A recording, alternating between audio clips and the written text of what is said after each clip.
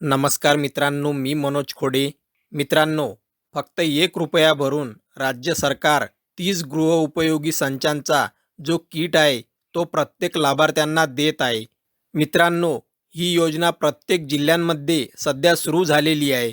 खूप मोठ्या प्रमाणामध्ये हे किट वाटप केले जात आहेत.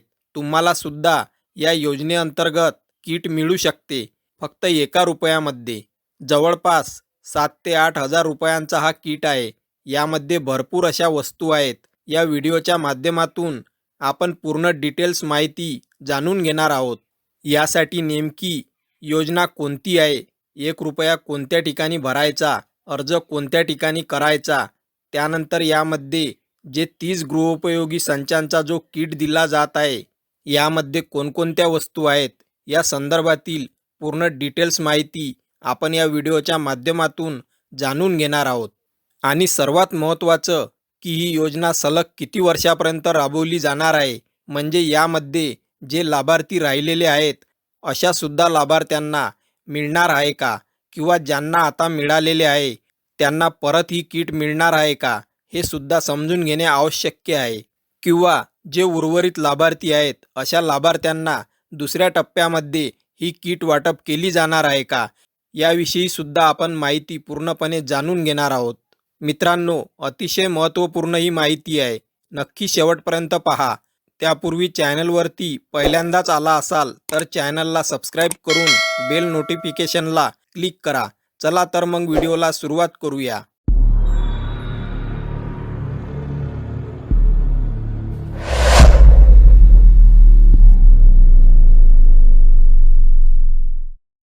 मित्रांनो, जे लाभार्थी महाराष्ट्र इमारत व बांधकाम कामगार कल्याणकारी मंडळ अंतर्गत जे लाभार्थी नोंदणीकृत कामगार आहेत, ज्यांनी नोंदणी केलेली आहेत, अशा लाभार्थ्यांना ही किट वाटप केली जात आहे.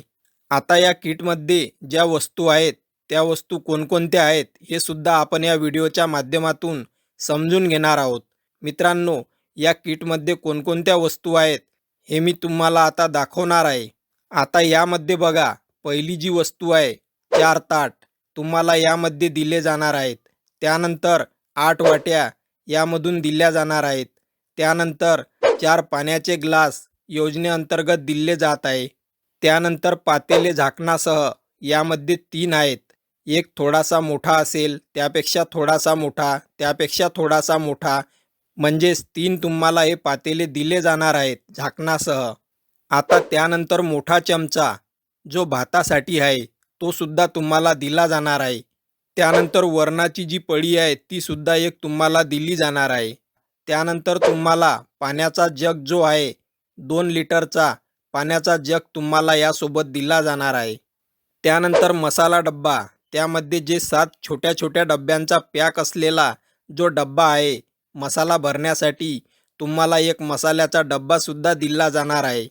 त्यानंतर डब्बा झाकणासह, म्हणजे जे मोठे डब्बे आहेत यामध्ये 14 इंचाचा एक आहे, 16 इंचाचा एक आहे आणि 18 इंचाचा एक आहे, असे 3 डब्बे तुम्हाला दिले जाणार आहेत. आता त्यानंतर पुढे परात, जी भाकरी करण्याची जी परात आहे ती सुद्धा एक परात तुम्हाला मिळणार आहे. प्रेशर कुकर, 5 लिटरचा प्रेशर कुकर तुम्हाला या योजनेअंतर्गत दिला जाणार आहे. त्यानंतर स्टीलची कढाईसुद्धा या किटमध्ये उपलब्ध आहे. त्यानंतर स्टीलची मोठी टाकी वगराळासह तुम्हाला या किटमध्ये दिले जाणार आहे. मित्रांनो, अशा या गृहोपयोगी 30 वस्तूंचा जो संच आहे, ज्यांनी कामगार नोंदणी केलेली आहेत अशा कामगारांना हा संच दिला जाणार आहे. आता त्यानंतर आपण दुसरा पॉईंट या ठिकाणी समजून घेऊया की यामध्ये जे उर्वरित लाभार्थी राहिलेले आहेत, ज्यांना किट मिळालेली नाही किंवा ज्यांच्या तालुक्याचं नाव गेलेलं आहे, अशा लाभार्थ्यांना ही किट पुढील टप्प्यांमध्ये मिळणार आहे का? तर मित्रांनो, काळजी करण्याची गरज नाही. तुम्हाला जर ही किट मिळालेली नसेल तर येणाऱ्या काही दिवसांमध्ये किंवा येणारा जो दुसरा टप्पा आहे किंवा दुसऱ्या फेरीमध्ये तुम्हाला पहिले जर किट मिळालेली नसेल तर येणाऱ्या टप्प्यांमध्ये नक्की मिळेल.